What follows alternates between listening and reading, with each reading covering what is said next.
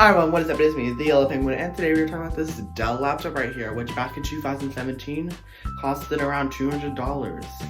Is it any good? Is it any bad? Obviously we have good and bad, so let's go and talk about it.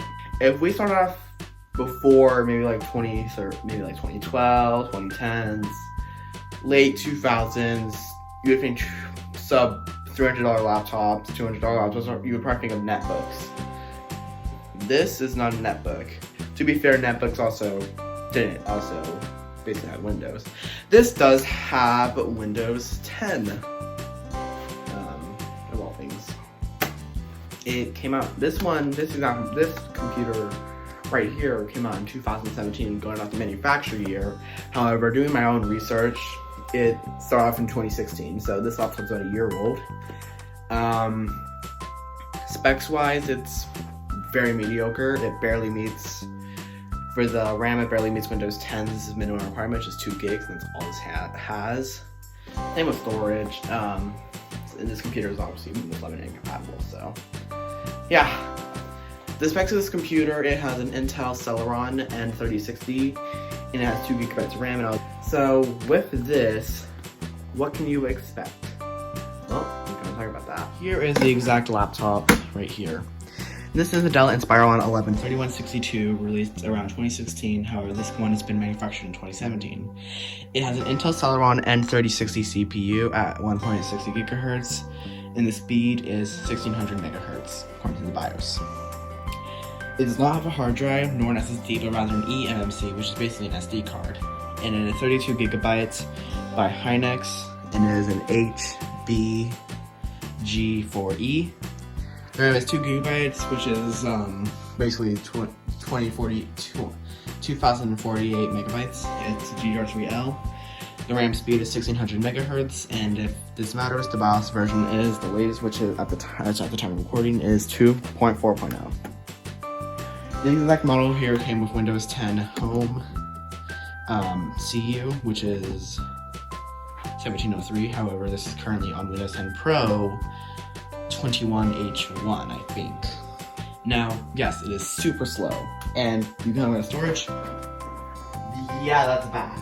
Let's quickly talk about the ports on this laptop. So if we go ahead and close the laptop, and then on the left side, you have the charging port, which is just a regular DCN. You have HDMI, full size. You have a USB 3.0 port and a micro SD card slot, no full. On the right side, you have a headphone jack, a USB 2.0 port, and a Kensington lock.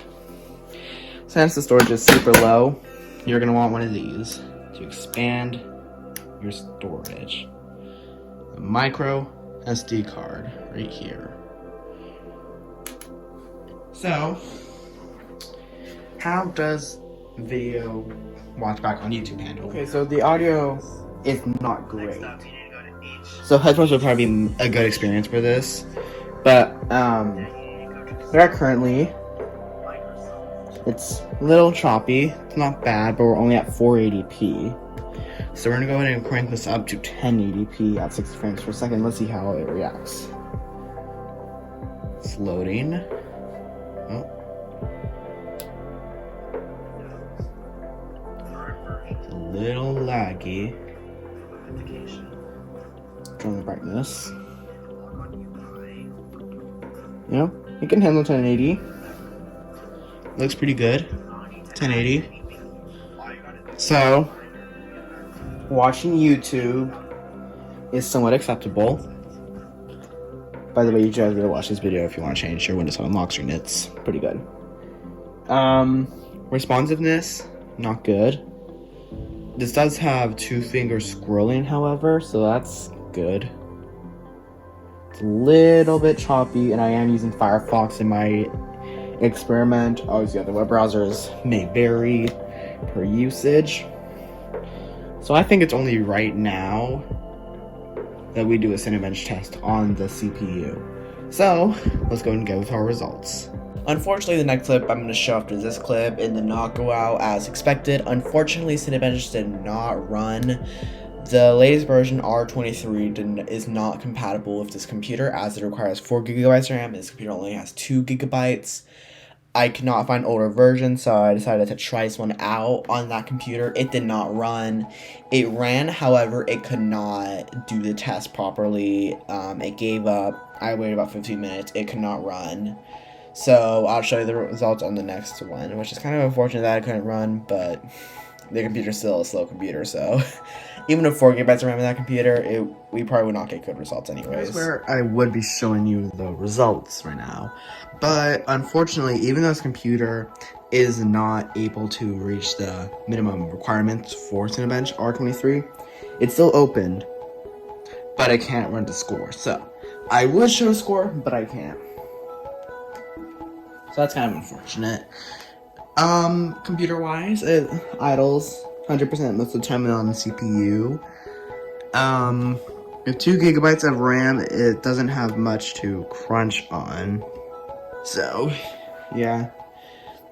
Overall, maybe it's a decent computer for reading the news. But we're also going to quickly write a small paragraph, and I'm going to rate this keyboard. So let's go and get that done.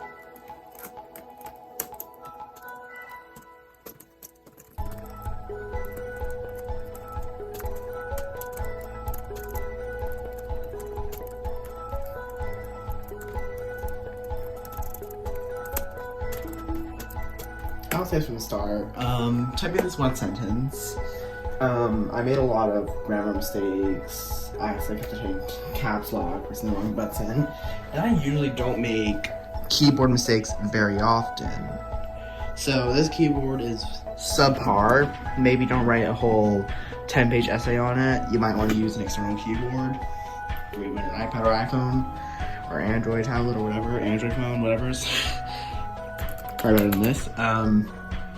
This is good for really basic entering a pin, maybe commenting on a YouTube video.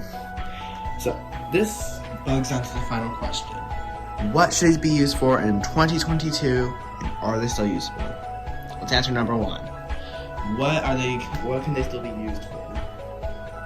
If you are someone like me who has a passion about tech, I actually used one of these things. I have 2. I used one of these things as my personal server for about a year, and it ran pretty good.